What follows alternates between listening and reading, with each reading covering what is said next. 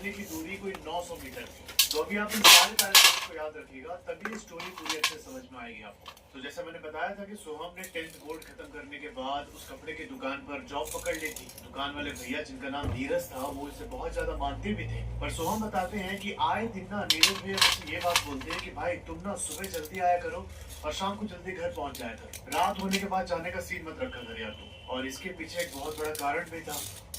उस टाइम पर जो वो एरिया था ना, उस एरिया में एक चुड़ैल का आतंक मचा हुआ था।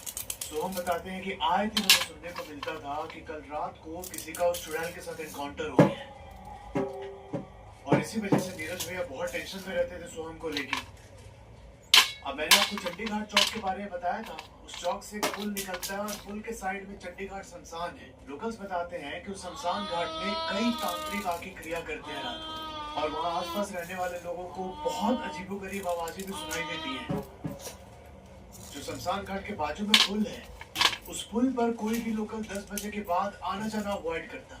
बहुत मजबूरी होती तभी कोई लोकल उस पुल को क्रॉस करता था, पर वो भी अकेले तो बिल्कुल नहीं। और उस पुल के पास कई सारे एक्सीडेंट भी हो चुके हैं। तो ये सब हमेशा दिमाग में रहता था नीरज भाई के कि यार ये बच्चा है, आता है काम करने, बस ये सेफली अपने घर पहुंच जाए। अब धीरे धीरे समय निकलता है और जो सोहम की क्लासेस थी वो भी स्टार्ट हो चुकी थी स्कूल में। तो अब यहाँ पर सोहम सीधा स्कूल जाता था। स्कूल से छुट्टी होने के बाद घर जाके थोड़ी देर आराम करता और फिर आराम करके ये वापस शॉप पर आता था काम करने। इसी बीच एक दिन नीरज भैया ने इससे बोला कि कल से एक और लड़का आएगा तुम्हारी हेल्प करने के लिए। वो सुबह को ही आ जाया करेगा शॉप पे, तो तुम्हारा आधा काम ऐसे ही कम हो गया और तुम उसी हिसाब से दोपहर को शॉप पे आना और शाम को जल्दी घर चले जाना।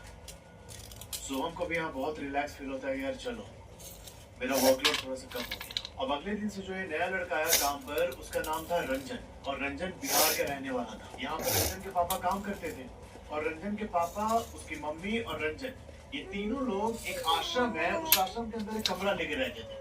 मैं उस आश्रम का नाम नहीं लेना चाहता। तो यहाँ होता ये है कि रंजन के आने के बाद सोहम और रंजन के बीच में अच्छी ट्यूनिंग बैठ गई। इन दोनों को साथ में काम करते करते कोई एक सप्ताह हो गए थे, और फिर आता है सैटरडे का दिन। अब नीरज भाई इन दोनों के पास जाके बोलते हैं कि कल ना रूपा आश्रम में भंडारा है और मुझे भी उस भंडारे के आयोजन में हिस्सा लेना है, तो कल ना शॉप बंद रहेगी। तुम दोनों भी अपने परिवार के साथ शाम के टाइम वहाँ पर पहुंच जाना। अब ये दोनों ये सुन के खुश हो जाते हैं यार, चलो कल छुट्टी मिल जाएगी और भंडारे भी खाने को मिलेगा। और इन्होंने नीरज भाई के इन्विटेशन के लिए हाँ भी भर दी। अब यहाँ पर ना कंफ्यूज मत होना, जिस आश्रम में रंजन रहता था और जहाँ पर ये भंडारा है, वो दोनों ऑपोजिट एंड्स पे थे। सोहम बताते हैं कि भैया हमारे घर पर कोई भी व्हीकल नहीं है, सिर्फ एक साइकिल है जो पापा लेके काम पर जाते हैं। तो यहाँ मैंने और रंजन ने पैदल ही भंडारे वाले आश्रम की ओर जाने का डिसीजन लिया। अब अगले दिन शाम को जब भंडारा था, रंजन अपने घर से निकलता है।